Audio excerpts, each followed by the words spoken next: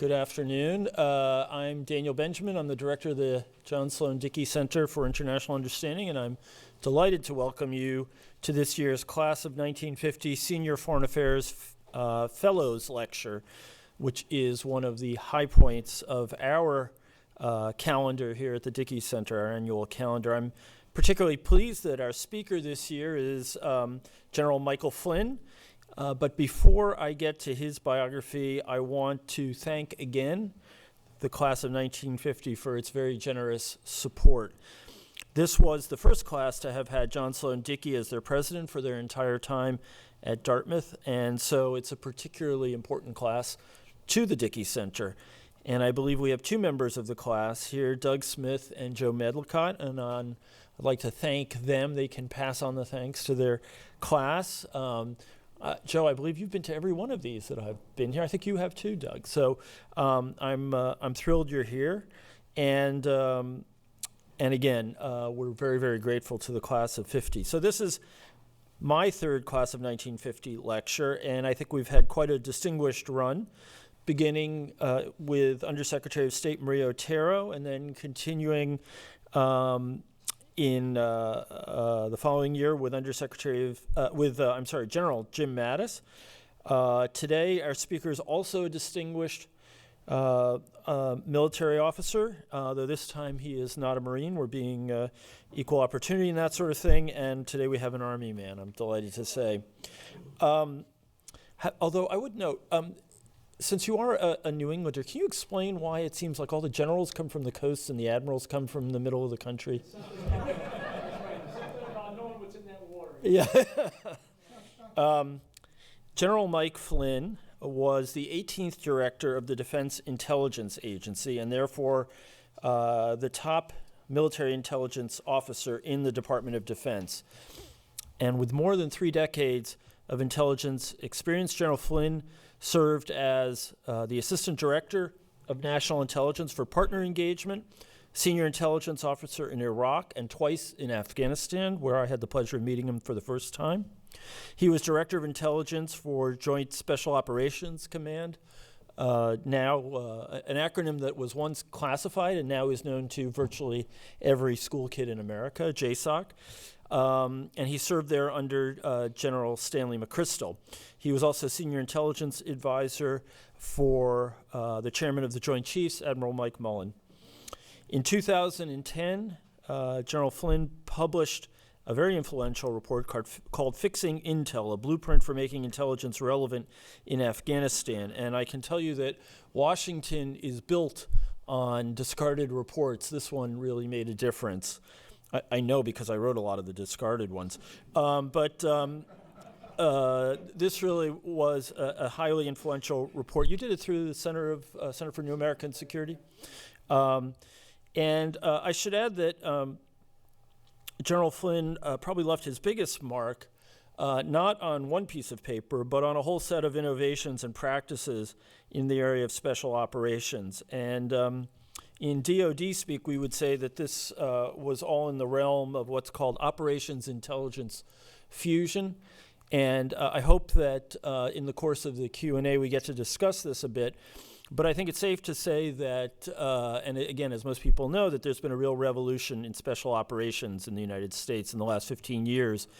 And that has been the fundament, the real basis for really a huge leap forward in efficiency and in success in a range of different kinds of military operations, and it made a tremendous difference in the fight against jihadist terrorism.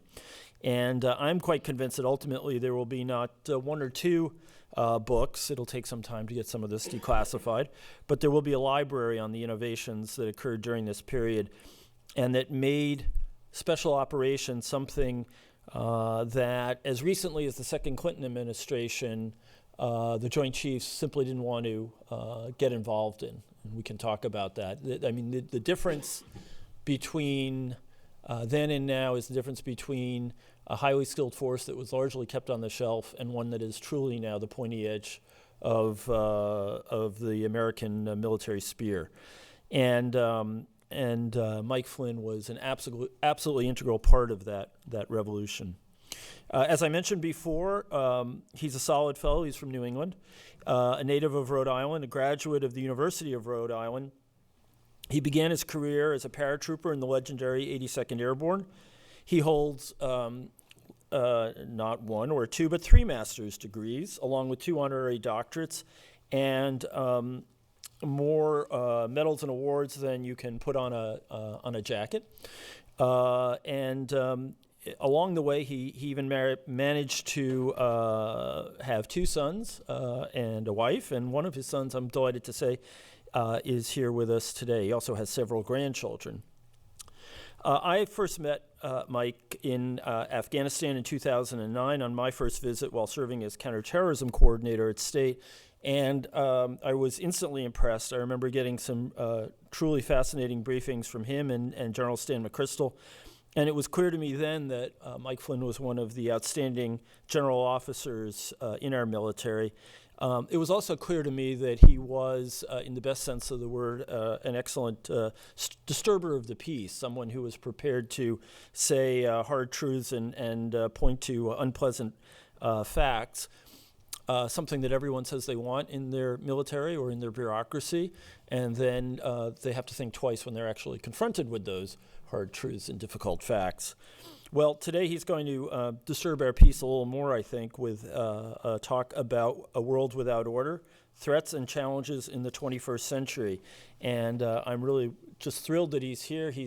I should add, he's doing retail education on the grand scale, meeting with an enormous number of student groups, individuals, faculty, and the like, and we're really pleased to have him here at Dartmouth. So let me welcome General Mike Flynn.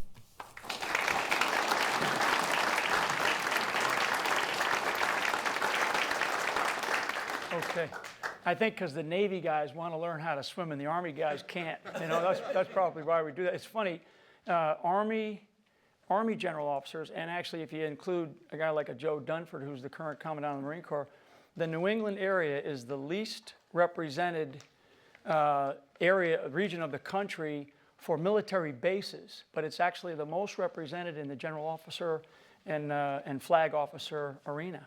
I mean, actually, for whatever reason, it's either growing up in the New England area, going to schools here, or whatever, or maybe we just all sit on the same boards and promote each other, So, okay, so I have some slides that I want to go through. I don't want to bore you with too many slides, to be honest with you, but I do want to walk through a few with you because I do want to give you my impression of the world, okay, and the way the world is, not the way the world, that some want the world to be.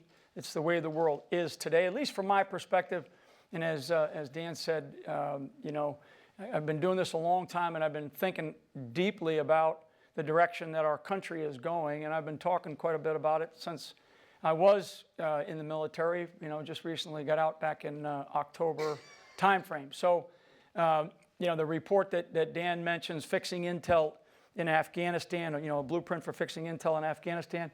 You could remove Afghanistan and put the city of Baltimore in that report, and it would actually help us at least think through some of the problems that we're facing. Because at the end of the day, it's understanding the underlying conditions that exist in an operational environment, whether it's a city in the United States of America or whether it's Afghanistan. I just so happened to be at that time, the senior intelligence officer in Afghanistan. And it was one of these things where when we dropped it into a think tank in Washington, D.C., which was a pretty progressive thinking think tank, CNAS, really, I have a bunch of friends that's still working there today. I was ready to be relieved that within the next 24 hours and to be removed from Afghanistan and told to retire. Just lucky enough that Bob Gates, the current Secretary of Defense, read it instead of just being told how stupid this was that Flynn did this. So he read it and he said, "No, absolutely, I think everybody needs to read the damn thing." So it helped me, if for no other reason, it helped me to stay in Afghanistan for another 10 months. So I'm not sure that was any good. But so for the young people, and this is what I tell young people today, and particularly those in the military, and so those of you that are my age or older, maybe you'll appreciate this. But in the military, we need young people to have physical courage. We want them to just literally put their lives on the line if necessary. And, and that physical courage, it can ride up into the ranks a bit, but after a while, when you're a little bit more senior, you're sort of, in staffs and things like that, you're not as close to the line, so to speak, where the demands for physical courage are necessary. So what I tell people, the more senior you get, the more the demand is put on you for intellectual courage. To have the intellect and the knowledge and the understanding, that's why I love the name of this Dickey Center, because of what you guys actually, what you're doing, is the intellectual courage to be able to say what you believe. And if you're standing on your principles and you're a person of integrity, then and you have a good argument, what you're getting taught right here at school is to have a good argument and base it on facts, etc. Then don't worry about what people think. And if they tell you time for you to go, which is kind of in my case, then that's okay. I feel okay with that. I'm okay with that. What I want younger people to do these days is I want younger people to have intellectual courage at a younger age. We need to have more of our younger people, particularly coming out of the sort of the Ivy League, but any of our graduate or undergraduate programs these days to go in with this idea that I'm going to be courageous and I'm going to change the world. And so I'm going to walk through these things, and I'm going to try to get through this, Dan, as quick as I can. And I also very much appreciate the two representatives that are here for this class of 1950, and just being able to come up here for a week and just try to do some thinking and some sharing, even if I maybe only impact one person. So I love this quote. I found it because I've been called crazy, I've been called a fanatic, I've been called a true believer, and it's an interesting one. I highlighted the parts, that I liked. Here's to the crazy ones, because they change things. Because the people who are crazy enough to think that they can change the world are the ones who do. And that's what we want, right? That's what we want these students that we're teaching at a college like this to actually feel like they can graduate from something and change it. Well, what's interesting, this isn't from some old historic figure. This is actually from Apple's website, So it's pretty interesting. Pretty interesting about the kinds of things that we need to be thinking about, because we need to change. We need to change. And we need to be we need to make sure that our government is agile enough to be able to do the kinds of changes that we're going to experience. So really quickly, and I'm going to try to step through these. I'm going to watch my time here, and Dan, keep me honest, because I really want to get to a good solid hour, if we can, of some questions from the audience. So we've got all these things going on. We're amid this profound transition that's going on in the world today. And as far as taking notes off of slides, for anybody that's doing it, I'll leave the slides here with you. You can take all the time you want. So our country is going through all of this right now. Okay, this is what I have lived in terms of trying to help write and shape national security strategy, our defense strategy, certainly the campaign plans that we put together as a military to be able to support some of this stuff. I've been part of this. We're winding down direct combat roles. There's a question mark there because I still feels like we're in conflict. We're not necessarily in a declared war, but we're there. And you have all these other things, global economic uncertainties. Why does Germany continue to pay Greece's bills? There's a good reason why, but the potential for the underbelly of Europe to, economically collapse. And it's a really fragile system down there called the Balkans, which we spent about 8 years in. And I was in and out of Kosovo a couple of times. And then you have, aspiring peer competitors. You got this thing here, this pivot to the Asia Pacific. You had, the number one guy from Japan in this country and visiting with President Obama to talk about this big 20-country deal in Asia. Big deal. 90% of the world's resources will be coming through the Asia-Pacific theater between now and the middle of this century. About 90% of the global resources that we're talking about, everything from energy, food, and other commodities, it is a big deal. Why? Because more than half of the planet lives over in that part of the world, from India up into China. And then cyber. And I'll talk a little bit about cyber maybe in some Q&A. So I'm going to walk you through what I believe are the threats and the challenges. These are the balls that our country is juggling right now.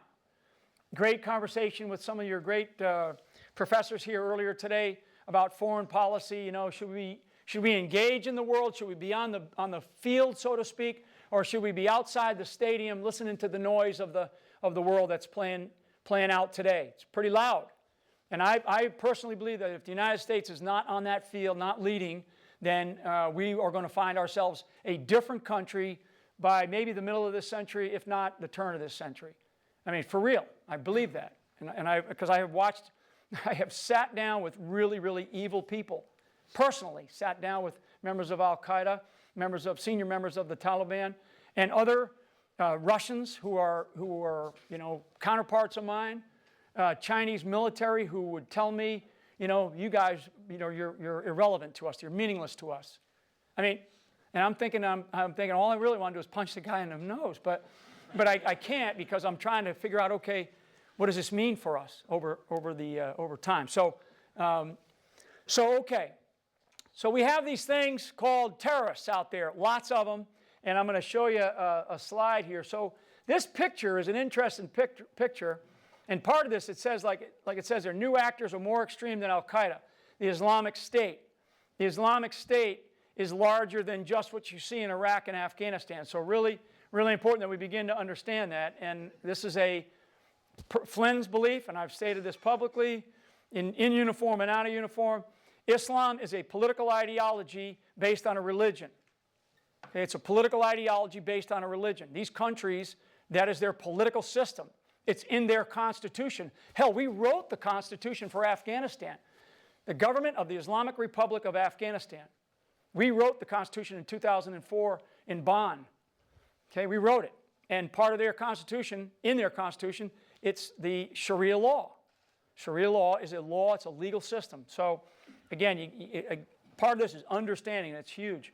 So I just want to jump here if I really got this thing wired. Okay, perfect. So this is interesting because the United States State Department, so this isn't Mike Flynn making up numbers.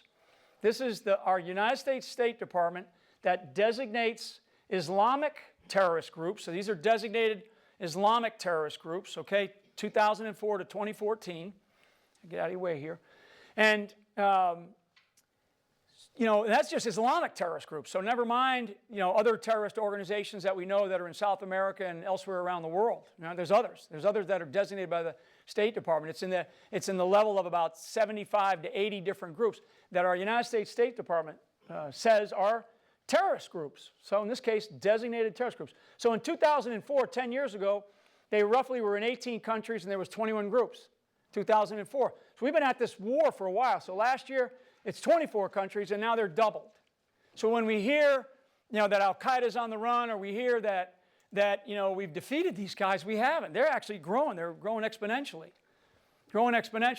And then just this picture just sort of describes this flow of foreign fighters into Syria, this is still the number designated by the unclassified number that's designated by our intelligence community, as briefed by Director Jim Clapper to the Senate Armed Services Committee this past winter testimony. And this is kind of where they're coming from, these various countries, where they're flowing in from. And of course, we know now, according to Director Jim Comey, a great American, actually, the director of our FBI, he said in Mississippi, in a very ad hoc sort of press conference that he did, he said that we have cases against Islamic State individuals in all 50 states of the country.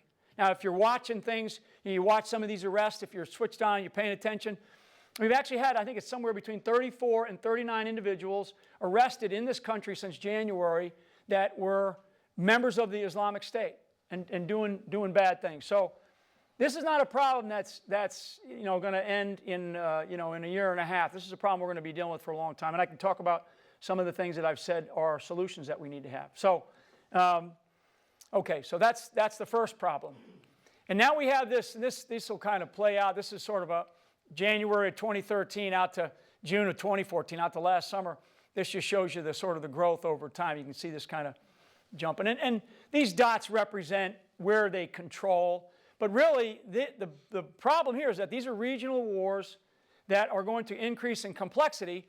And now what do we do about it? I mean, the boots on the ground, the airstrikes, those are minor tactical things. And we probably do need to help out in different ways. And so I can give you my 2 cents on that.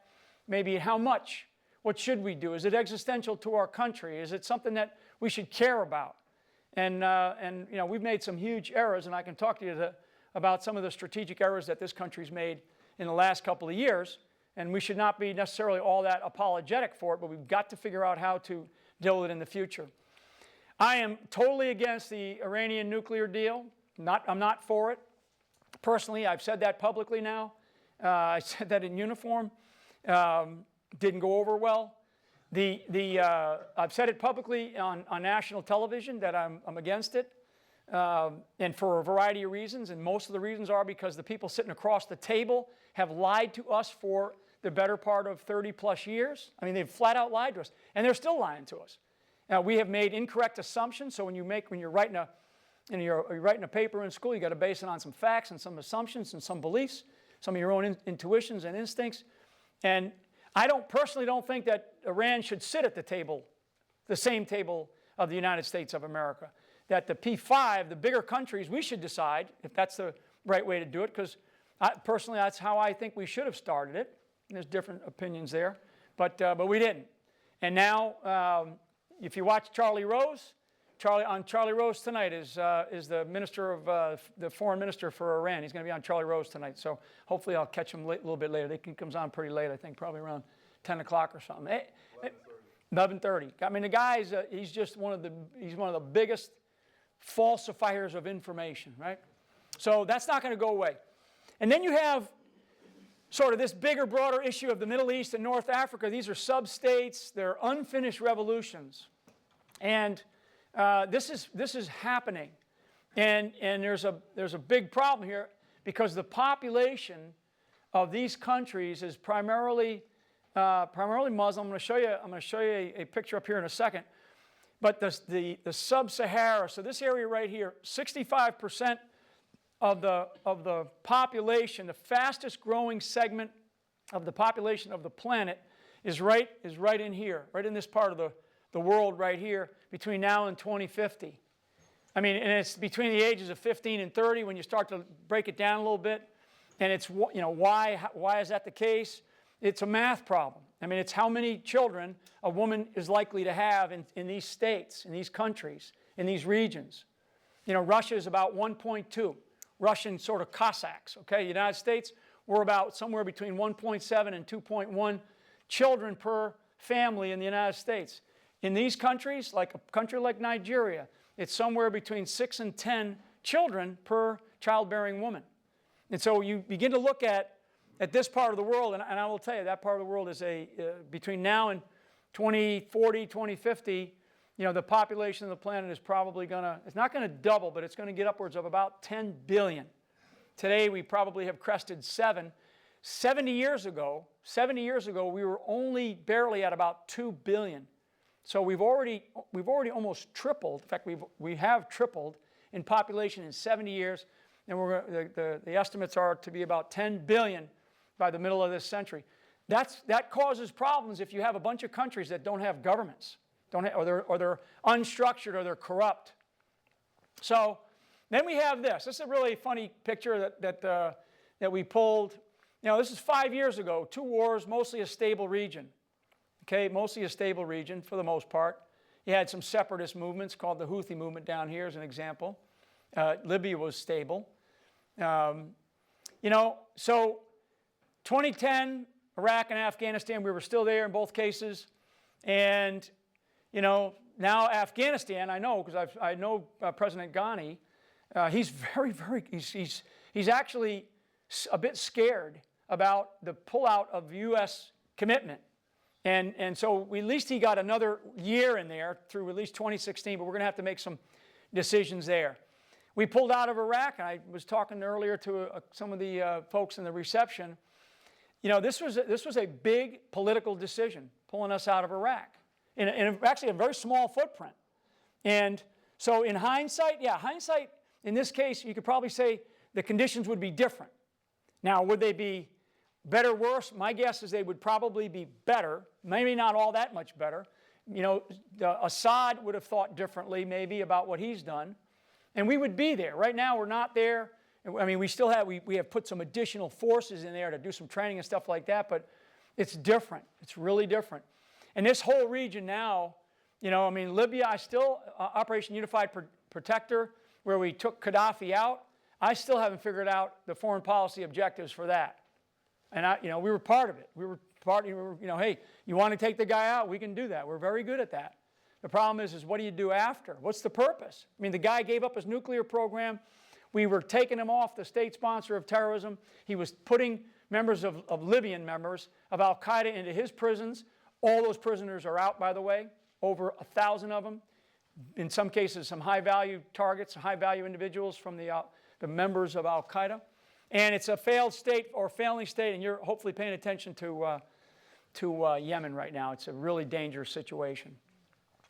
And so now, still sticking with this part of the world, this growing importance of Africa and complexities are creating new missions and allies, and it is.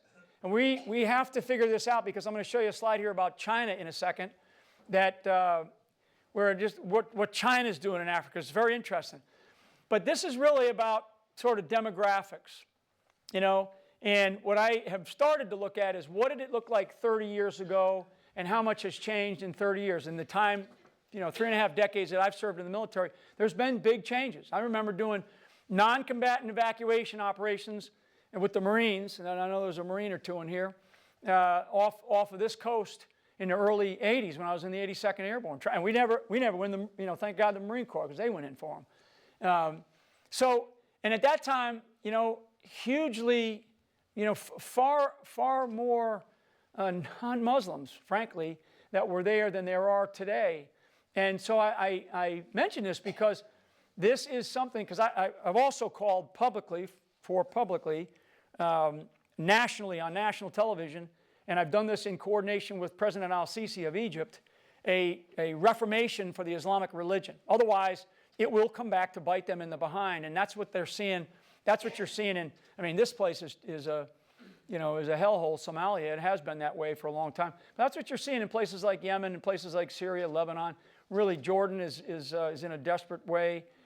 Egypt is a bullet from total anarchy, and that bullet would be for President al-Sisi. And then a place like Libya, and you heard some good news out of Nigeria today, where the Nigerian military finally they secured the release of a couple hundred young girls.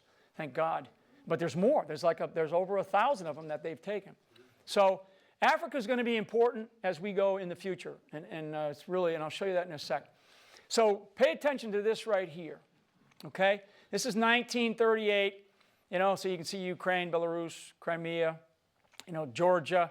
Georgia is not part of NATO yet, but we've done some operations with them. They've been very good partners in Iraq and Afghanistan. So see if this goes for me, because it'll move, I think. Yeah, so 1945, right? And then through the Cold War, and then back to 1991, and then now 2014. I think it stops there. It might keep building. So we now know that. See, we don't show red. We don't show Russia inside Ukraine, even though they have about 40,000 paramilitary that are quote unquote, these little green men, right? So it's funny. 1938 was the first picture I showed you, and there's 2014. And Putin, I know, I was in Russia not too long ago talking to my counterpart, the head of the GRU, who ended up being the first military officer put on the no-fly list. Okay, a lieutenant general by the name of Sir Gun. Sir Gun is responsible for basically their military reconnaissance, intelligence capabilities, and a group that we call the Wolves, who are operating in here. And he's same age, 2 sons. We met for a week. This is all before all this stuff was going on. And so a little over a year ago. And what were we talking about? We were talking about the rise of the terrorist states around the Russian periphery. Okay, because you have the Central Asian republics, like a Tajikistan or an Uzbekistan or a Turkmenistan. You have Chechnya and you have Dagestan, who they've been fighting basically a war with, right? Chechnya. And these are all designated by our State Department. Many of these are like the Islamic movement organization inside of, or the Uzbek movement organization inside of Uzbekistan.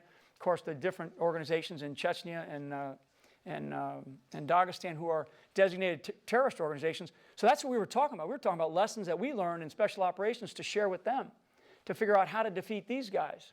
And yet, what we're seeing now is we have this much bigger strategic problem that we have. And I mentioned that Putin was able to put 250,000 troops in 8 days along that border.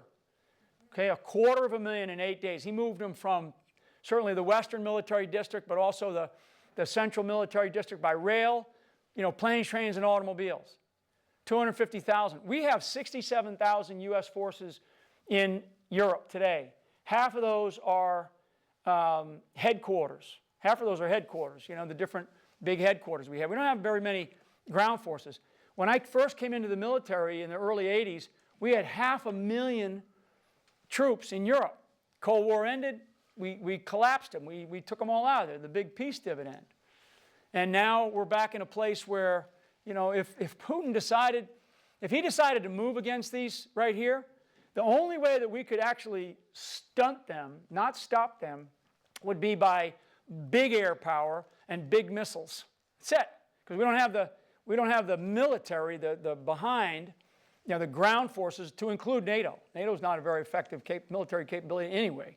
NATO can probably muster about maybe a brigade and a half of really effective capability. Seriously, it's really pretty bad. So this is happening, and this is all Putin. So you got to study a little bit about Putin, because it's not just Russia. We're back. This is how this guy thinks. So, and very unconventional strategy that he's applying, and he's using cyber in a very, very effective way. Cyber is really a part of his domain, and they're very good at it, and they don't follow any rules. Like we have to follow a whole bunch of rules because we're a country built on, really the rule of law, and he's not. They're not. So, okay, China. It's really fascinating. And like it says here, China, South Asia, state versus state rivalries, creating significant flashpoints. So let's see if I can get to this. This is really a fascinating piece of data that we put together. While we were invested in the Middle East and in these wars, China, and so you got to think back to like 1979, China had its one-child policy. That meant if you're going to have a child, you're going to have a boy, okay? So, really ugly. China really did some ugly things in the last 30 plus years. So they're a generation into the one-child policy, and they did it purposely.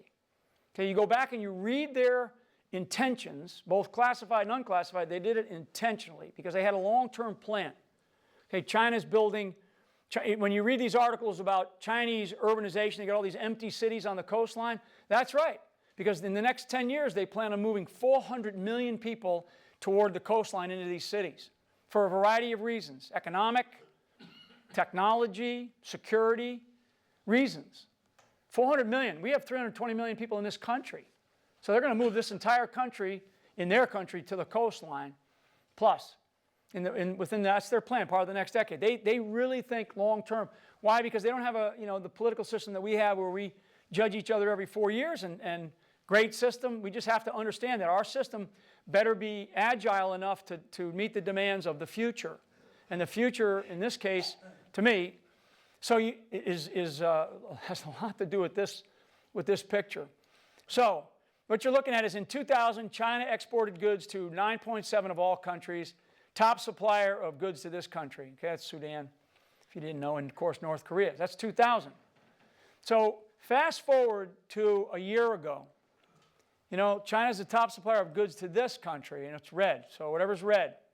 And you really take a look, and there's the United States. So almost 70% of all countries exporting goods to them.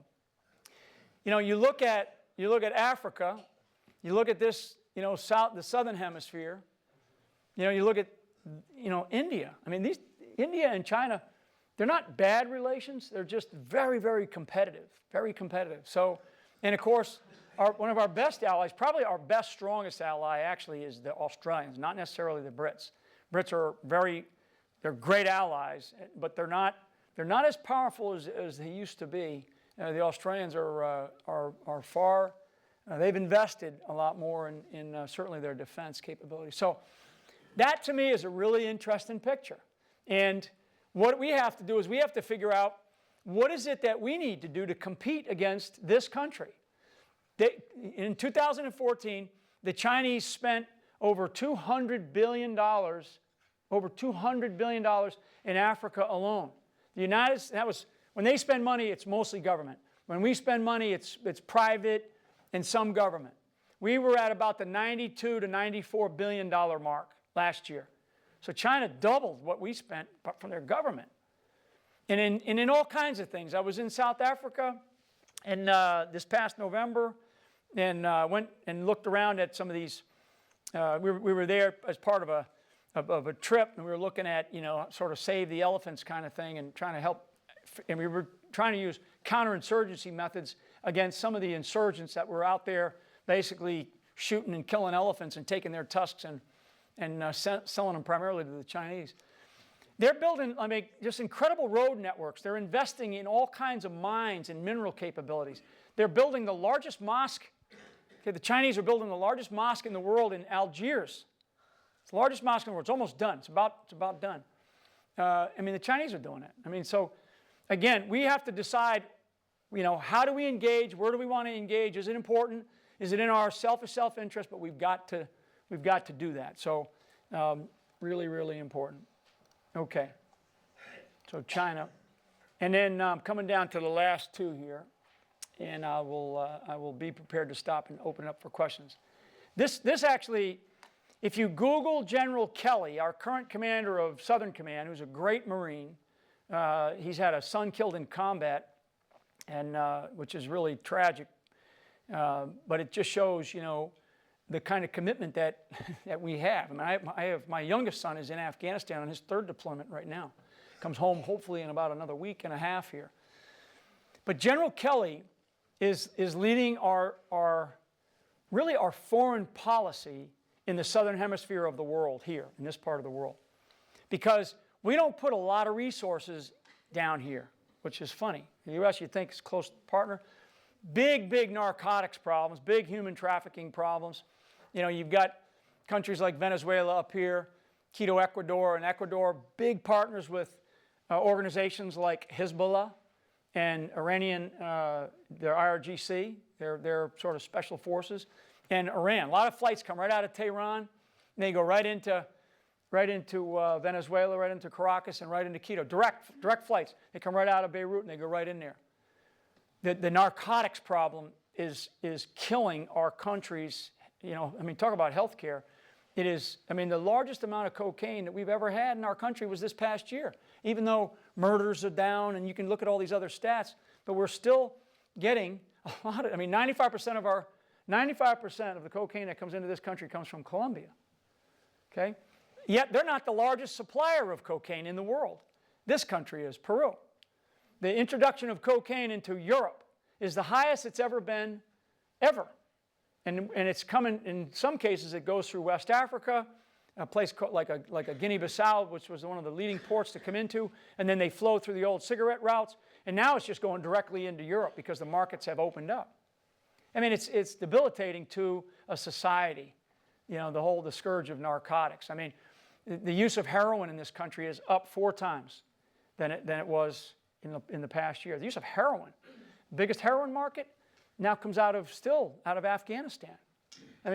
So we've got some disconnects, folks, and we need leadership to be able to juggle a bunch of things, and I'm concerned about where we are. So okay. So then we got this madman, article. Yeah, it's article in today's paper. This guy right here, Kim Jong-un. Article in today's paper that he killed another like 15 or 20 of his top sort of leaders, top officials. And he's just continuing to purge people. In some cases, it's probably because they looked at him the wrong way. This guy's certifiable. So we didn't know much about him, to the degree. So one of my responsibilities, and I took it very personally, was to study this individual and to learn, because I had to go in and talk to people about, well, who is this guy? Where did he study? Where did he go to school? Who raised him? What kind of childhood did he have? Because he's a young man. But he's a young man in charge of nuclear weapons, okay? And and a whole bunch of, these are all soldiers right here. All this picture, these aren't just, this isn't a flower garden, okay? And they still have some of the hardest buried artillery capabilities that still exist, and they still practice them. They have ballistic missiles, and they have nuclear weapons, okay? So very dangerous individual. And these are just these persistent spoilers. Is this guy going to be around for another 30 years or so, or maybe 60 years? And then you have, you know, this WMD, weapons of mass destruction. Those of you that remember, right post 9/11, we had an anthrax scare inside of Washington, D.C. It was, you know, the big one was sent in an envelope into the halls of Congress. That amount of anthrax, which is not a hard thing to get your hands on, that amount of anthrax, had it been deployed aerially over Washington, D.C., and I've done some of the studies of this, had it been deployed aerially, that amount that was in that envelope, properly deployed, could have killed, one of the assessments that we did in the Defense Department, was it could have killed about 250,000 people in Washington, D.C. But the individual decided to mail it, you know, put it in the mail and scare the crap out of everybody, which he did. But some of these bio and chemical capabilities are not like you got to go into a lab and create. I mean, some of it can be really chlorine. You know, chlorine that's being used in Iraq and certainly being used by the Assad regime. They're dropping chlorine bombs. If you're never hit by chlorine, I have. I mean, because I was a swimmer in school and in college, in high school and college, and I've had, you know, chlorine, you know, when you're dumping it in a pool, for anybody that's ever had to do that. And I was, you know, I always used to stick around to clean the pools and stuff. I've had chlorine on me before, and it burns the crap out of you.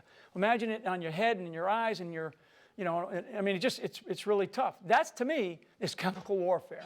It may not be defined in the perfect sense of that, but it's dangerous. So this is a problem, and it scares the heck out of me. This is what I do lose sleep over at nighttime, because we have terrorists who don't care about human life, to include themselves, and they'll use this stuff. And then this is an interesting debate that I've gotten into, is Mr. Snowden, because there were some good things that I actually do believe we needed to have even before him, which was transparency and the idea of secrecy and civil liberties and what we know and what we don't know, except how he did it. I wish he had done it a different way. Because what he did, what we do believe he gave up, was in some cases certain vaults that we had. He likely gave up information on vaults of knowledge that we had, and so we don't know until we can get him back, because we really don't know, which is a sad state of affairs, to be honest with you, with our ability to do all this sort of stuff. So, so I can talk a little bit about Snowden as well. Okay, so I'm gonna stop there, okay. And because there's a bunch of other stuff, and and what I want to do is I want to really open it up for questions as much as possible. So we'll go over here, I guess. Okay, I'll just leave that picture up. Yeah, good. And I'll answer questions on anything you want, all that stuff and more. Well, that was cheerful. Thanks. Good. I'm glad. That's good. That's good. Now everyone can see how much fun it is to be in the government, too. Yeah. Now, that was, you know, when people say, you know, you did more before 9 o'clock, I actually gave more bad information or more bad news, I guess, to my bosses over the years before 9 o'clock than probably most people did. Because that's the life of an intelligence officer. You know, you don't go in and say, oh, everything's rosy when it's not. And that's how you make friends, too, yep. Yeah. So let's dig into some of the issues that you raised. First of all, why is it a bad deal? Granted, the Iranians have lied to us for 40 years. We managed to deal with the Russians for roughly 40 years of the Cold War. They lied to us at every juncture as well. They were developing enormous, for example, biological weapons stocks that they told us they weren't. As Yitzhak Rabin famously said, you know, you don't make peace with your friends. Mm-hmm. You don't try to have negotiation processes with the people you agree with. You can do that pretty easily. The advantages of this, first of all, let's all acknowledge we don't have a deal yet. Yeah, we don't. We're not going to know until the end of June, and many things could fall apart between now and then. I mean, who knows? The U.S. Senate could send another letter to Tehran and kill the whole thing. But if it does give us unfettered access, really good inspection capability. It moves the fissile material out of the country. It lowers the rate, the amount to which the Iranians are going to enrich. And it does give us roughly a year's time to act in case they do break out. Well, what's wrong with that? Yeah. So, I mean, if all of that was true, and there was nothing else going on. That's what the White House fact sheet yeah, says. I mean, if nothing, if all that being equal, yeah, I'm for that. I think that's great. The Iranian regime has done nothing, and they've done nothing while we're in the middle of these negotiations. I mean, nothing. I mean, we are actually, we're providing, I mean, from a very tactical sort of military level, we're providing top cover for a state sponsor of terrorism, a nation that is supporting incredibly rogue regimes called, the Assad regime in Syria, Kim Jong-un in North Korea. I mean, these are big supporters of them. They are also still, even though the State Department would love to take them off the list, but it's just so hard, they are still a designated state sponsor of terrorism. No, the State Department does not want to take them off the list. Yeah, well, I was the State Department in this regard.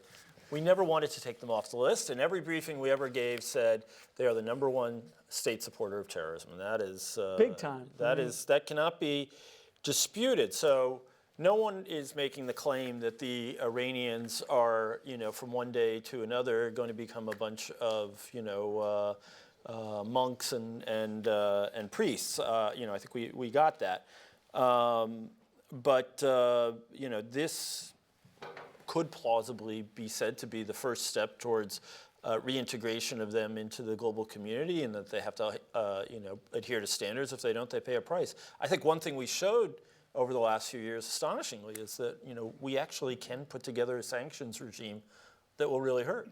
Yeah, the sanctions regime hasn't worked. Okay. I mean, they have old friends. They've been. I mean, you can't go from 600 highly enriched uranium elements to 20,000 under a sanctions regime. I was in Afghanistan in 2009 when the Green Revolution occurred. We were sitting there hoping or waiting to be told, hey, you're going to go conduct operations potentially in Iran. There was a cry to help us, and we didn't. These are big decisions that are made. But back to this deal.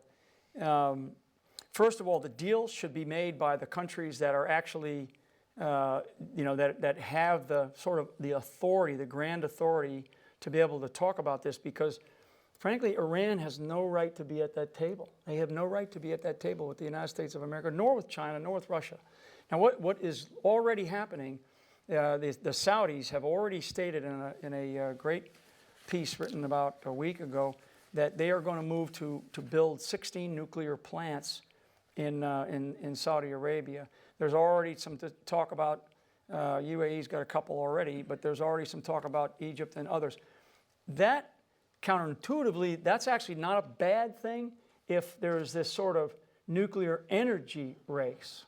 That maybe because it might create an economic system and a security system and what I would kind of describe as shared prosperity in the Arab world, because there's nothing there right now. Very, very little right now other than the oil in the ground and the oil in the ground. I mean, we actually can take care of the rest of the world from this country as it stands right now. So I just think it's not good. I don't disagree that we have to talk to the folks, like you say, these people that have been sort of our enemies. But until they contribute to the greater good in the world, they should not be allowed to sit at that table. And they're not contributing to the greater good. So we're going to break with protocol. That was my question. Yeah, I think that the alternative is so let's assume, so the big assumption is assume the nuclear deal. And that we are going to say, we, the collective P5 at least, are going to say, okay, you can have nuclear energy. You can build a nuclear energy capability, and you will never have nuclear weapons. Okay, and that's a big never, but that's what we have to commit to. And then what we do is we build an entirely different economic system inside of the Middle East that's built on nuclear energy. Instead of having everything built on oil, because oil doesn't matter anymore. We can contribute. The United States of America today can guarantee oil and natural gas for the next 500 years for the rest of the world if we wanted to. If we wanted to, just based on the technology and the developments that we have done in and around the periphery of this country and in this country. I mean, that's how many natural resources, that's how much we have. So I think that another economic system that has to be built in that region that basically keeps everybody on an equal footing. Because if we don't decide to do that, and we are going to decide to give Iran its nuclear capability, a nuclear energy capability, that's going to happen. Okay, they already have it. So now what we've got to do is we've got to make sure that it's not just this one-off development of nuclear weapons and there's this crazy race to achieve that. What I think we ought to do is we ought to really look hard at how do we transform from what they currently have to an entirely different economic system that doesn't just look from one administration to another, but takes and looks at it over the long haul, over like a 50 or 80 year or maybe even 100-year perspective. That's what we have to do. If we don't do that, we're going to continue to do more of the same, and we're going to have this sort of collapse of these governments, because the Middle East is not going to go back to the way it was. It's not going to go back to the way it was. Just one follow-up. Yeah. Yeah. We have another one back there. Given the chaos we have in the Middle East now, given the chaos we have in the Middle East now, do you think we might be better off if we had not invaded Iraq? Yeah, so great question, and I think, I'll tell you, be very honest with you here, we made some huge strategic errors. So, as Dan was talking about with books that are probably not written yet, and there's been a couple of these stated publicly by others. This is one of these ones this is a little bit, you really had to sort of be there. 2004 in Afghanistan, we should have left. That was when Karzai actually, we put Karzai in from a loya jirga in June of 2002. Then there was an election in 2004. The situation was generally benign. We probably could have left a very, very small footprint and let Karzai figure it out and get the hell out of there. That was a big strategic error, big problem. The other one was in that same period of time. It was called the invasion of Iraq. Huge strategic error, huge. I mean, we got to tell, there's bad guys in the world. There's a lot of them still around. And so, would things, what could we have done differently with a guy like Saddam? What other, suasion efforts could we have done? So that in the hindsight, era, and as we look at this thing historically, big strategic error. And then a third one that doesn't get a lot of attention is getting rid of Gaddafi. Gaddafi gave up his nuclear weapons. Now, I already said it. I mean, he was, he was a guy that was actually putting bad guys into prison for us. I mean, I still can't figure out why we did that. I just can't, for the life of me. I mean, it's like, we're like, what? And we got rid of him. Because, he was talking about going and maybe committing genocide in his country. Well, that's going on all over the place, in a lot of different places. So, and he didn't do it. And frankly, had the United States said, no, you're not, this is what you're going to do, he'd have probably listened to us. So those are three strategic errors, over two administrations that I believe strongly that we're paying a price for. And so now, back to your great question, that actually doesn't matter. Those are done. Those are big, big mistakes that were made. Now the issue is, what do we do about it? Your question. So, well, we're doing something about it, but it's much worse than it would have been if we had not made that error. Yeah, there are many cases these states are. Libya's a failed state. Libya's not going to go back to being even an Islamic republic unless a real strong man gets in there and just starts wiping people out. Over here. Let me come over to this young man. Hi, sir. Thank you for speaking. This is perhaps a more philosophical question, but I was just curious about what gives the United States government and the military the moral and ethical high ground to be dictating what should and should happen, for example, with Iran's nuclear policy or with regards to certain affairs in the Middle East, et cetera, et cetera. I can go on about different issues that the U.S. is involved in. So you think Iran should have a nuclear weapon? If they want to have one? I mean, given that They have done nothing to demonstrate that they are willing to contribute to the greater good of the world. Okay, they have done nothing to prove that. So don't look at Iran as some, benign, nation state that's just trying to, do whatever. I mean, they've done nothing. They've done zero to contribute to the greater good of the world. So what has Okay. the U.S. done? The Iranians, I'll give you a great example because I've met this ambassador. They were going to blow up, they were going to assassinate the Saudi ambassador in Washington, D.C. And it wasn't just him. I mean, it wasn't just to send a guy in to put a bullet through his head.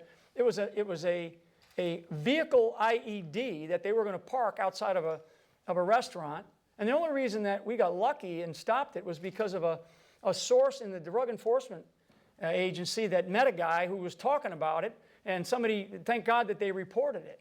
It was pure luck. Sometimes maybe you make your luck, but so a country that was Hezbollah and we know this under the direction of Iran, under the direction of the IRGC Quds Force, and they were working with the Zetas criminal cartel in Mexico. Okay, this is how connected this stuff is. So you tell me that a country like that ought to have nuclear weapons. Nuclear energy is a different issue. I would say, I'm okay with that.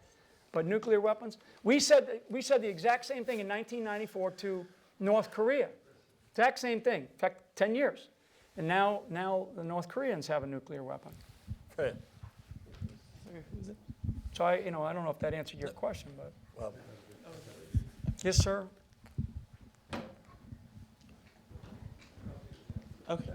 That gentleman back there. Thank you for the talk and for making us aware of what's going on.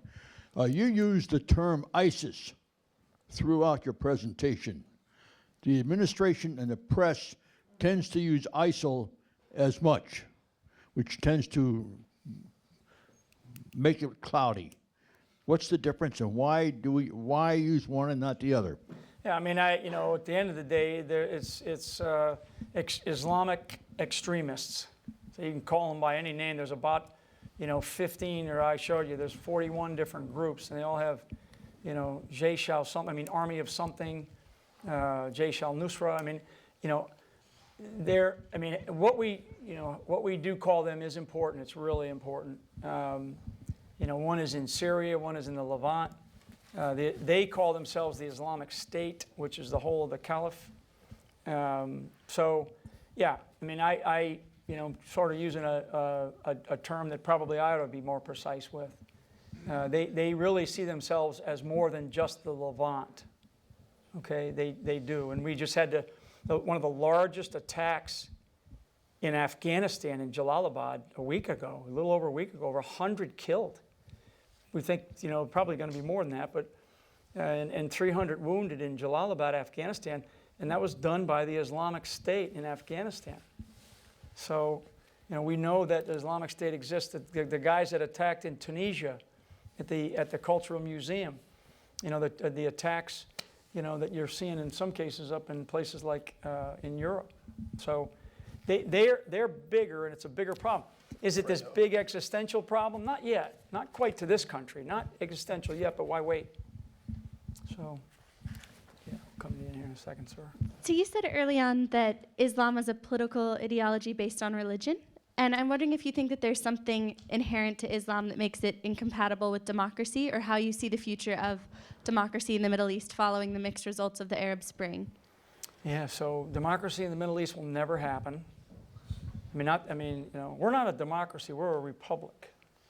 Now democratic principles, but you're not going to see democracy is not going to occur in the Middle East. Not in your lifetime, okay? Not in my granddaughter's lifetime. So, so be practical, okay? Because you're a student here, so be practical and try to work within the dimensions that and the complexity that actually exists. And so is there a moderate version of Islam? And I believe that there is, and there are. And there are moderates around the world that don't see, they love to see the expansion of the Islamic ideology. And they love to have countries, instead of us trying to expand our ideals of democracy around the world, well, they'd love to do the same thing with Islam. So do you think that the challenge to democracy there is something inherent about Islam, or are there other factors like history of patrimonial institutions or It's years of inherent in Islam. autocracy? It is You think inherent so? in that, in the religious beliefs, which is their political ideology. I'm trying to think of the name of the book, Destiny Disrupted, that I'm still kind of dabbling reading right now. It's a fascinating read. But you need to study it. You need to study what it is that, because you can at least study it and get an understanding of the, the splits and who's who, and everything from the time of Muhammad all the way up through. I mean, these guys are reliving that. This is what they're reliving, and it's not just in Baghdad. Yeah, let me go over to this side of the room, and we'll come back. Yeah, yes, sir. You mentioned 3 countries that you didn't want to be at the table with you. One country. You said Iran, Russia, and China. No, Russia and China are okay to be there. Russia Okay. and China are okay to be there. Iran, not. Okay. Yeah, Iran, not. But you sort of group them together. at Well, one because point. they both have violated the sanctions, and they've certainly allowed sanctions to be violated in Iran. So I mean, we have to. I mean, frankly, because of the post-World War II, the way that the permanent committee was established, we still have to recognize that. And China and Russia are part of that. So I'm okay with those countries being part of that conversation. Because you have to have it with somebody. Bringing Iran in eventually, is really the big, to me is would have been the big difference, because I'm concerned that we made assumptions about Iran that are not correct. So we made some assumptions about Iran that are just not, they're false in some Okay, cases. so you just see interrupt. Yeah. Russia and China as part of the world community. Yeah, I mean, Okay. yeah, Thank you have to do that. You have to do that. I mean, you have to bring them in. They're. I mean, these are huge powers, and So let's go back to the question that was asked earlier about, what's the alternative. It's been said frequently, the president said Iran will not get a nuclear weapon. If we don't do this deal... President Clinton said the same thing about North Korea. 1994. We go back and read it. Said the exact same thing about North Korea. So I just say that because I love what the president says, but we have to face reality of the kinds of people that we are dealing with. Okay, so that leads perfectly into the question part of this. Many people have said the alternative to a deal is a war. Yeah. Do you agree with that? And if not, how do we avoid a war? Because I think that most people, not all, but most people would agree that for Iran to have a nuclear weapon is really not in America's interest, not in the interest of peace and stability in the region, and could pose a very serious threat to Israel.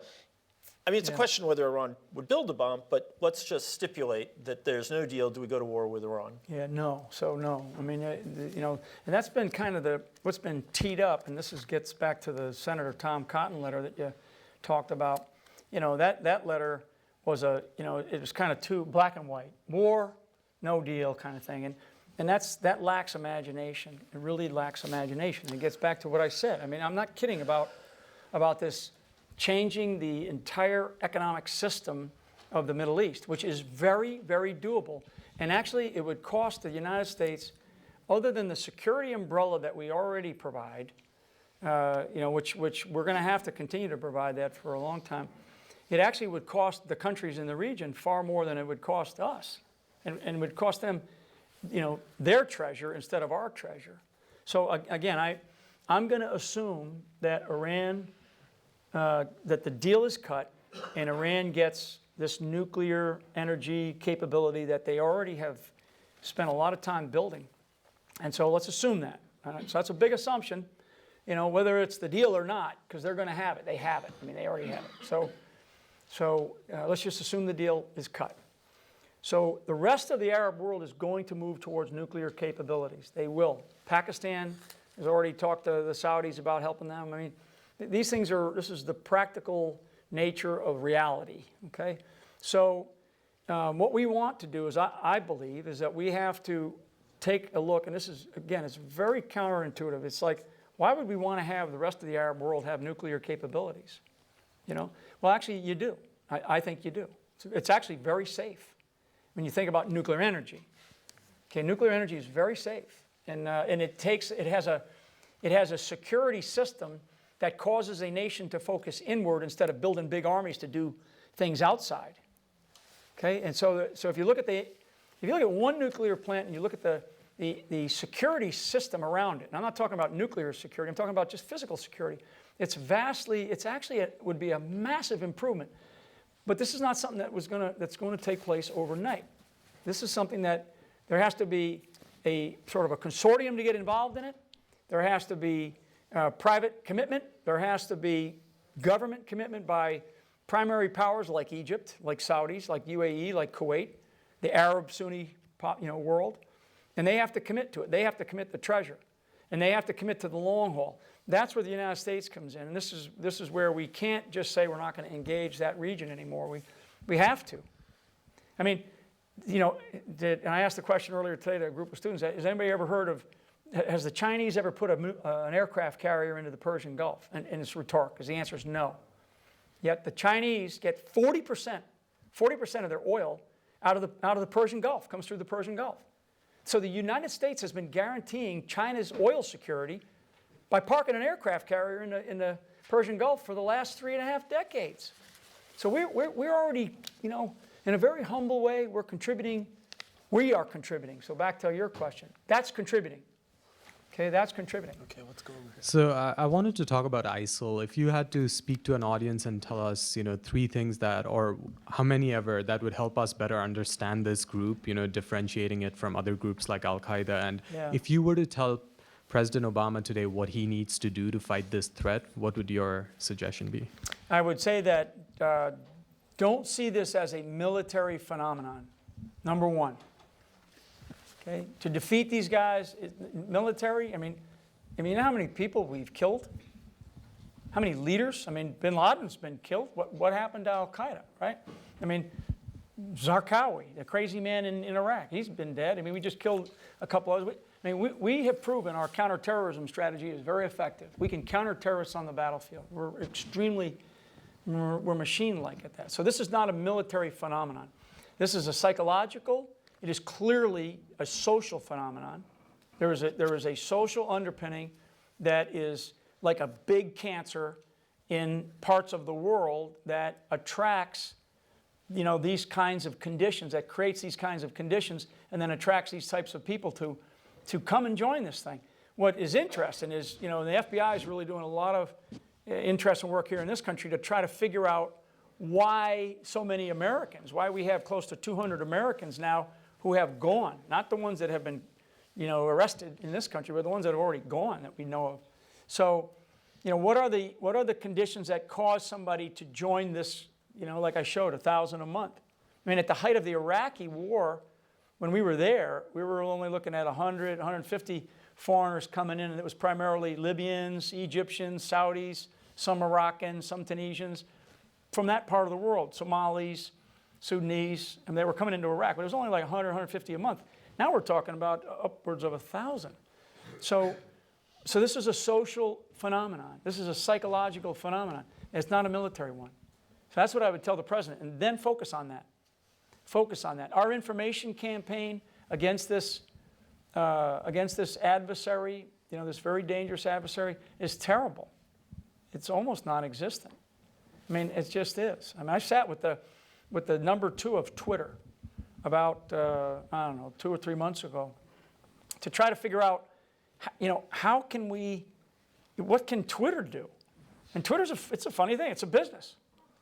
And, if you can't, how many of you, I got a Twitter account, probably only a couple people in the room here, but you drop one Twitter account, you go to another one.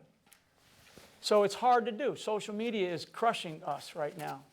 That's a social phenomenon. It's not a military phenomenon. So you're not going to defeat this thing by military alone. Airstrikes, Band-Aid, little tiny ones. We can drop bombs all day long. We can quadruple. I'm not a fan of that. The military component of what we are doing is kind of a lowercase m. Okay, it's not decisive. It's not decisive. It makes us feel good, but it's not decisive. Yeah, maybe on this side over here. Yeah, I know, this I'm sorry, side, they've been neglected. Let's I'll go come over here. This guy right here. I want to make sure we get the cyber. Yeah. Oh yeah. My first request is to the projectionist. We've been looking at Edward Snowden for half an hour. I know, huh? And Really you know, put you you off your guys dinner, don't huh? see No, it. that's good. So ask your yeah. question, because that's Okay. great. That's great. Yeah, I love yeah. that. Let's put the Apple quote or something. Yeah. up. Well, right. Yeah. That's Thank good. you. Thank you. I used to have a picture of my granddaughter. That would be better. Yeah. Great. Thank you. So, but my real question has to do with, do you see a correlation between the end of the Cold War and, you know, whatever stability existed, you had a bipolar world, and when that sort of disappeared, I'm going to go back to the slides because I want Yeah. to show you something. is that sort of Yeah. a cause for I some think of the that that's a stuff we're seeing? fascinating question, and I've been studying this, okay? So Dan, bear with me a second. I think I have it here, because I do want to get this, I do want to talk about cyber. But it's something that okay. Yeah. So, we have these 4 global trends: population, technology, resources, and economics. Big mega trends that are happening. So, you know, this is really important. And I talked a little bit about it, about the size, the scale of the population. I mean, you know, if you go from 1950, these were global census that were done post-World War II, the first one. 1950 and the previous 2,000 plus years where something, you know, walked, you know, on 2 feet, right? Man, woman, whatever. But when we finally counted it, we had 2.3 billion people on the planet. First time ever a census was taken, 2.3. Only 60 years later, look at the scale. Look at that scale. Okay, now that was because there was a lot of nirvana after World War II, and you know the Cold War. We didn't have big wars. We had a lot of little things going on. And so now, 2020, the projections are 7.6, 2030, 8.3. So I'm going to get to your answer because this is what I mentioned. I said 65%, it's 60%. The youngest countries where under 30 represent 60% of the population on the planet or more will be in sub-Saharan Africa, you know, and then the so what of these. So your question, because this is really fascinating, and this is something that I have thought a lot about and tried to analyze. So number of cities over 1 million, 1950, 74, okay? And so your question is really, we used to have an east-west world, okay? Sort of the east was Russia, the communist empire, and the west was, you know, the west, right? And so in 1950, 74 cities with 1 million or more, 2.3 billion people. 60 years later, 2010, we had 442 cities on the planet with 1 million or more people. I mean, so there's a lot of opportunity there if you're into like urbanization and, you know, and I mean, a lot of cars in New York City. I mean, so there's a lot of opportunity, but it's also, to me, this is why I said about China building cities to move people into the city. And then you had, you know, by 2008, half the world's population lived in urban areas. And when we begin to look, you know, what's happening, so we're looking at 700, and there's also these things we call mega cities, 10 million or more, okay? So the interesting thing is when you look at the map, so this is map, and I wish you know, maybe I need to look at getting it bigger, but this map right here shows where the world's population has shifted. So it used to be in the developing nations of the world, primarily Europe, Russia, China, and Asia to a degree, East Asia, not so much in India, although there was some big chunks of population in India. But really what's happened since the end of World War II, since that period, is really the world's kind of gone from an east-west to this, what I call north-south. And you look at the southern hemisphere, South America, you look at Africa. Africa's huge. And you look at pockets here in the Middle East. And then, of course, this part right here is Indonesia, India, Pakistan. I mean, Pakistan has almost 200 million people. Nigeria is supposed to surpass, in the next 10 years, Nigeria is supposed to surpass the United States. We're the 3rd most populated country on the planet. Nigeria's supposed to surpass us in maybe 10 to 15 years if they continue to go at that rate. So great question, and I'm glad I had that slide. The world is a north-south world. It's not an east-west world, and we need to figure out what does that mean for our country's interests. Where do we engage? How do we engage? What kind of big resources do we need to be thinking about for our country? Because we actually could just close everything in. We could, confine ourselves to the borders of our two great oceans, and we could probably take care of ourselves, but we can't do that. Personally, Flynn's belief was if we do that, then we disengage from the world, and we work too hard to earn the respect that we have, but we've got to maintain our humility as a nation. So we've got 10 minutes left. We've got a lot of questions, but we have one big issue that you and I agreed we needed to be talked about, and that is your perspective on the issue of cybersecurity, which is something you're deeply engaged in. So, in 30 seconds or less, if you could sum that all up for us. Yeah, wow, Dan. You could take a whole minute. Well, I think, keep in mind that about 80 to 85% of the nation's critical infrastructure is in the private sector. Okay, 80 to 85% of the nation's critical infrastructure is in the private sector. It's not in government. So that would be like the financial sector, energy, telecommunications, electrical, healthcare. Okay, healthcare is not, so the rest of it's in government, which is a very small amount. The government actually does a very good job of taking care of its critical infrastructure. One of the jobs that one of the pieces of my portfolio in my last job was we own the nation's top secret communications capability for the nation. It was a top secret, 230,000 customers, okay? And we had to protect that, very well protected. Never had a denial of service. We had lots of attacks, but nobody could get in. We blocked and tackled very well, and we protected it 24 hours a day, 7 days a week. I didn't worry about it. I could sleep at night knowing that we had the right people defending that. I can't with the attacks going on our private infrastructure, particularly our financial system, and I'm really, really worried about our transportation, and that's really our air, water, that kind of stuff, and also our healthcare system. I'm really, really concerned about our healthcare system because it's vulnerable, and there are anonymous actors out there, okay, and there's actually a group called Anonymous, but there are anonymous actors out there with no morals. So moral inhibitions go away with anonymity. And in the world of cyber, it's very easy, and you can do damage as a non-state or a sub-state actor. We know criminal cartels, for example, work with the Russians. Russians are really pretty effective. And so they're doing some things in Europe right now. So it's the most recent speech by Ash Carter, current Secretary of Defense, out in Stanford this past week. He laid out some points about what the U.S. cybersecurity thing is going to be.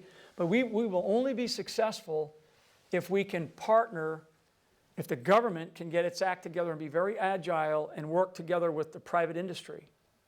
And there's actually an organization, it's called the Cyber Threat Alliance. Okay, Google it, Cyber Threat Alliance. It's only about 4 or 5 companies right now, some of the leading companies in this country, U.S.-based companies, U.S.-owned companies, that have come together and said, we've got to figure this out. One of the leaders of it, he's the CEO for a company right now, is a West Point graduate, great guy, got out of the Army, after his original stint, went into business for himself, and he's very, very successful as a businessman, and he got into the world of cyber, and he's leading that Cyber Threat Alliance. The president of the United States actually put him on one of these critical boards that we have to guide the government along how to work with the private industry. So it's more than a minute. Well, just to follow up, so I had the opportunity. I worked for Richard Clark in the late '90s. Originally offered me a job. He was our cyber coordinator. He was our counterterrorism coordinator in the White House. He became very famous in his appearance before the 9/11 Commission. Yep. And he said the same thing at the time, that, what are we going to do? We've got all this infrastructure in private hands. Have we made any progress on that? He was completely frustrated then by a generalized sort of feeling that on the behalf of the private sector, within the private sector, that security was the government's problem. Yeah. And now we not only have that feeling, we also have the other feeling, which is the government is kind of tainting the pool by NSA programs, by issues having to do with encryption, so on and so forth. So, I mean, you're up close and personal to this. Yeah. Are we making any progress? Yeah, I think that there's clear recognition. I mean, the financial industry, when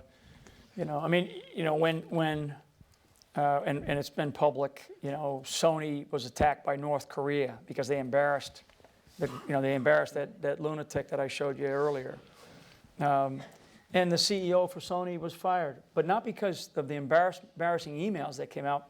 It was because of poor judgment on financial decisions that Sony should have made because they thought, oh, nobody's ever gonna attack us.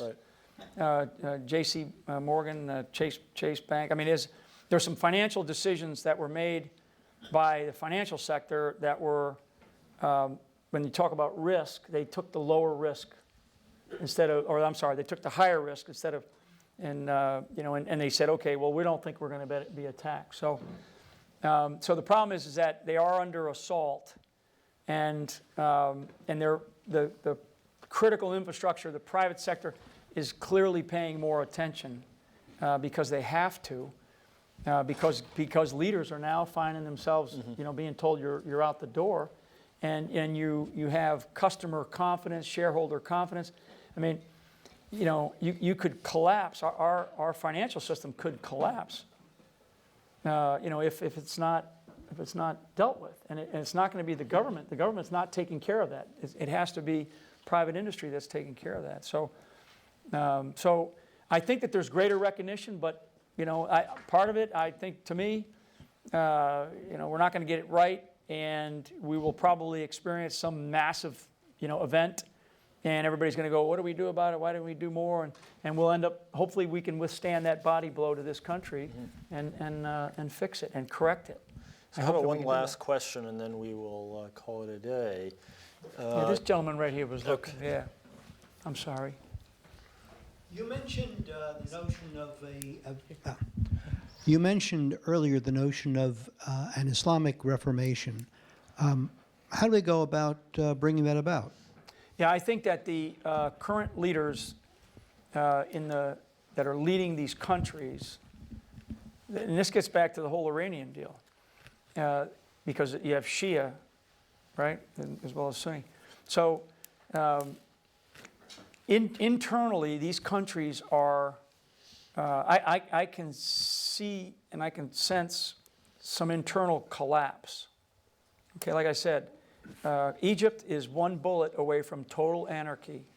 I mean, the amount of security around President al-Sisi is extraordinary, because if he dies, there's not another guy behind him. It's not like, oh, there's another, So if al-Sisi dies, I'm really concerned about Egypt collapsing, which would be really bad, because then you'd have Libya, Egypt. It would get really ugly. So the leaders of these countries have to get their religious leaders, okay? Remember, the Islamic Republic of Iran, the Islamic Republic of Afghanistan, okay? You have monarchies, okay, which are, if you listen to the Saudi Arabia, the two things they're not going to give up, they're not going to, this is from their leadership. We're not going to give up our religion, and we're not going to give up our security. So they know that they're going to have to change to a far more moderate behavior. And I think that the Saudis have done some good things, but there's an element inside of Saudi Arabia that, because they're seen as the leader right now in the Sunni Arab world, not Egypt. Egypt used to be. So they've called for that. I mean, al-Sisi said it publicly, and he's gotten his religious, sort of the religious crowd, the imams, the senior imams, to begin to talk about that. But we need more of that. I mean, the troubling thing for me was that the senior imam in Saudi Arabia, about a month ago, when he was going to call for, how bad ISIL or ISIS was, he, in his speech, okay, which was translated for me, in his speech, one phrase he said, it was essentially the Zionists' problem. It's their fault. He said it was their, and so in the speech to try to say we've got to change our behavior. We can't keep acting like this. He's trying to, and this is kind of like the Pope for Saudi Arabia, certainly in that country. Then he blames it on the Zionists. Okay, so essentially Israel. I mean, that's not good. And it was touted by some in this country as, hey, see, they said something. Well, yeah, you said the wrong. If you had left that phrase out, I'd have been okay with everything you said. But I'm not okay with that. I'm not okay with Israel being constantly under pressure. If anybody's ever been to Israel, I've been there many times. I mean, it's a nation state under siege, trying to be a democracy. Okay, trying to be a democracy, so there has to be a reformation. There has to be. Otherwise, this is not 40,000 guys in Iraq or Syria. There's a lot more than that. What can the U.S. do to bring that about? Yeah, I think that the U.S. needs to talk about it. I think U.S. leadership needs to acknowledge it. I think the President of the United States needs to acknowledge it. Well, on that very high plane of global geopolitical analysis, I think we're going to end.